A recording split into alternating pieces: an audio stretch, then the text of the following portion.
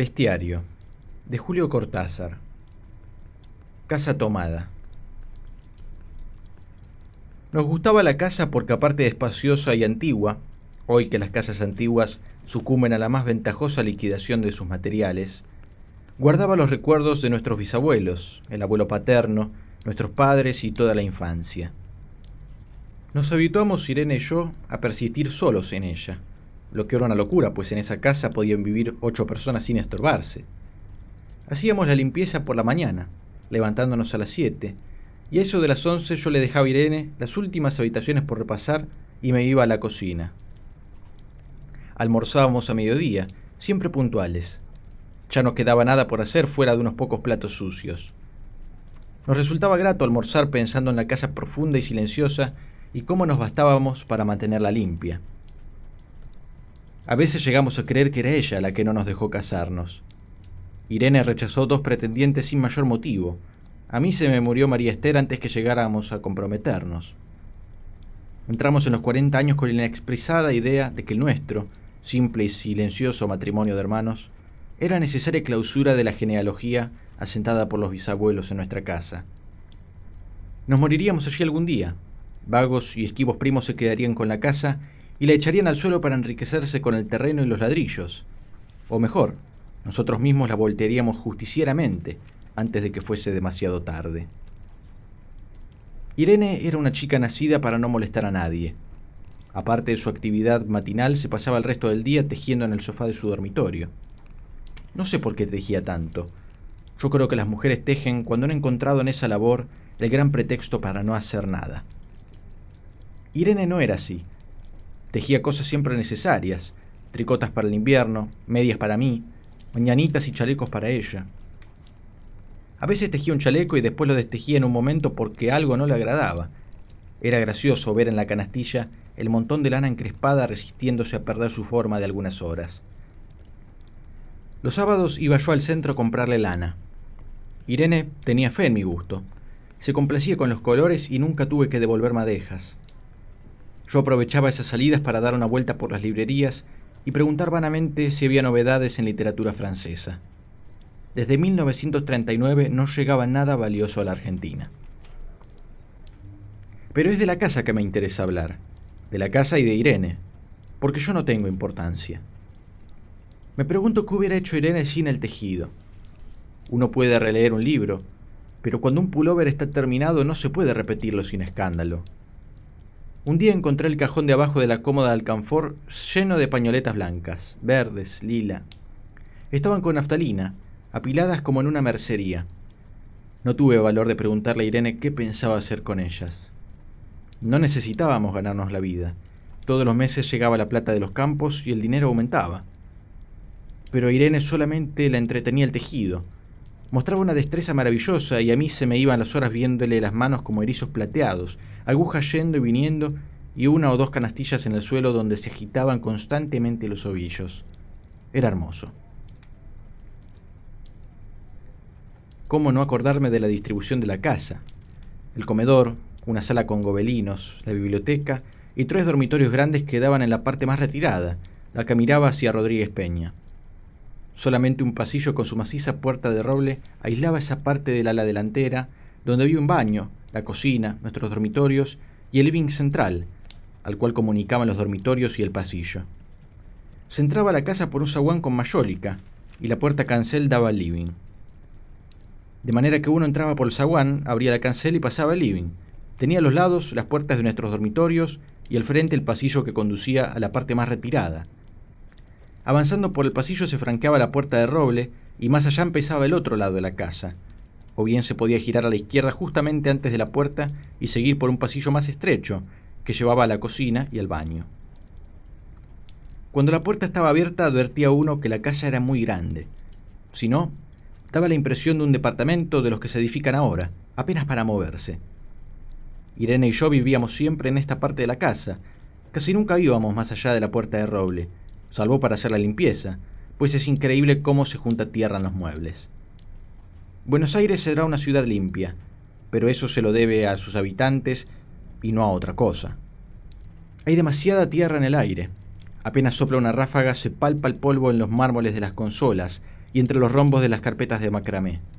Da trabajo sacarlo bien con plumero. Vuela y se suspende en el aire. Un momento después se deposita de nuevo en los muebles y los pianos. Lo recordaré siempre con claridad porque fue simple y sin circunstancias inútiles. Irene estaba tejiendo en su dormitorio. Eran las 8 de la noche y de repente se me ocurrió poner al fuego la pavita del mate. Fui por el pasillo hasta enfrentar la entornada puerta de roble y daba la vuelta al codo que llevaba a la cocina cuando escuché algo en el comedor o la biblioteca. El sonido venía impreciso y sordo, como un volcarse de silla sobre la alfombra o un ahogado susurro de conversación. También lo oí, al mismo tiempo o un segundo después, en el fondo del pasillo que traía desde aquellas piezas hasta la puerta. Me tiré contra la puerta antes de que fuera demasiado tarde. La cerré de golpe apoyando el cuerpo. Felizmente la llave estaba puesta de nuestro lado, y además corrí el gran cerrojo para más seguridad. Fui a la cocina, calenté la pavita, y cuando estuve de vuelta con la bandeja del mate, le dije a Irene: tuve que cerrar la puerta del pasillo. Han tomado la parte del fondo. Dejó caer el tejido y me miró con sus graves ojos cansados. ¿Estás seguro? Asentí. Entonces, dijo recogiendo las agujas, tendremos que vivir en este lado. Yo cebaba el mate con mucho cuidado, pero ella tardó un rato en reanudar su labor. Me acuerdo que tejía un chaleco gris. A mí me gustaba ese chaleco. Los primeros días nos pareció penoso porque ambos habíamos dejado en la parte tomada muchas cosas que queríamos. Mis libros de literatura francesa, por ejemplo, estaban todos en la biblioteca. Irene extrañaba unas carpetas, un par de pantuflas que tanto la abrigaban en invierno. Yo sentía mi pipa de enebro y creo que Irene pensó en una botella de esperidina de muchos años. Con frecuencia, pero esto solamente sucedió los primeros días, cerrábamos algún cajón de las cómodas y nos mirábamos con tristeza. No está aquí. Y era una cosa más de todo lo que habíamos perdido al otro lado de la casa. Pero también tuvimos ventajas. La limpieza se simplificó tanto que aún levantándose tardísimo, a las 9:30, por ejemplo, no daban las 11 y ya estábamos de brazos cruzados. Irene se acostumbró a ir conmigo a la cocina y a ayudarme a preparar el almuerzo. Lo pensamos bien y se decidió esto. Mientras yo preparaba el almuerzo, Irene cocinaría platos para comer fríos de noche. Nos alegramos porque siempre resulta molesto tener que abandonar los dormitorios al atardecer y ponerse a cocinar. Ahora nos bastaba con la mesa en el dormitorio de Irene y las fuentes de comida fiambre. Irene estaba contenta porque le quedaba más tiempo para tejer. Yo andaba un poco perdido a causa de los libros, pero por no afligir a mi hermana me puse a revisar la colección de estampillas de papá, y eso me sirvió para matar el tiempo. Nos divertíamos mucho, cada uno en sus cosas, casi siempre reunidos en el dormitorio de Irene, que era más cómodo. A veces Irene decía: «Fíjate este punto que se me ha ocurrido. ¿No da un dibujo de trébol?». Un rato después era yo el que le ponía ante los ojos un cuadradito de papel para que viese el mérito de algún sello de Eupen y Malmedy. Estábamos bien, y poco a poco empezábamos a no pensar. Se puede vivir sin pensar. Cuando Irene soñaba en alta voz, yo me desvelaba enseguida. Nunca pude habituarme a esa voz de estatua o papagayo, voz que viene de los sueños y no de la garganta. Irene decía que mis sueños consistían en grandes sacudones que a veces hacían caer el cobertor. Nuestros dormitorios tenían el living de por medio, pero de noche se escuchaba cualquier cosa en la casa. Nos oíamos respirar, toser, presentíamos el ademán que conduce a la llave del velador, los mutuos y frecuentes insomnios. Aparte de eso, todo estaba callado en la casa. De día eran los rumores domésticos, el roce metálico de las agujas de tejer, un crujido al pasar las hojas del álbum filatélico. La puerta de roble, creo haberlo dicho, era maciza.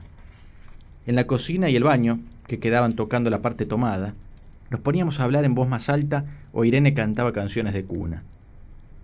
En una cocina hay demasiado ruido de loza y vidrios para que otros sonidos irrumpan en ella. Muy pocas veces permitíamos allí el silencio, pero cuando tornábamos a los dormitorios y al living, entonces la casa se ponía callada y a media luz. Hasta pisábamos más despacio para no molestarnos. Yo creo que era por eso que de noche, cuando Irene empezaba a soñar en alta voz, me desvelaba enseguida. Es casi repetir lo mismo salvo las consecuencias. De noche siento sed y antes de acostarnos le dije a Irene que iba hasta la cocina a servir un vaso de agua. Desde la puerta del dormitorio, ella tejía, oí ruido en la cocina. Tal vez en la cocina o tal vez en el baño porque el codo del pasillo apagaba el sonido. A Irene le llamó la atención mi brusca manera de detenerme y vino a mi lado sin decir palabra. Nos quedamos escuchando los ruidos, notando claramente que eran de este lado de la puerta de roble, en la cocina y el baño, o en el pasillo mismo donde empezaba el codo casi al lado nuestro. No nos miramos siquiera. Apreté el brazo de Irene y la hice correr conmigo hasta la puerta cancel, sin volvernos hacia atrás. Los ruidos se oían más fuerte, pero siempre sordos, a espaldas nuestras.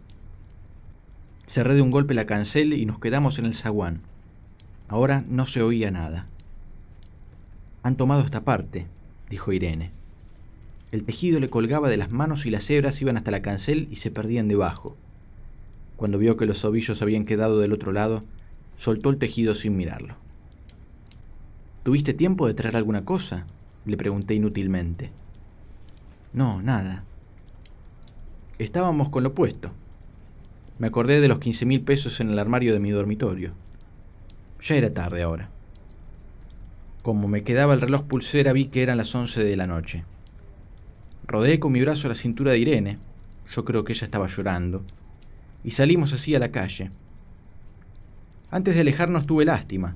Cerré bien la puerta de entrada y tiré la llave a la alcantarilla. No fuese que a algún pobre diablo se le ocurriera robar y se metiera en la casa, a esa hora y con la casa tomada.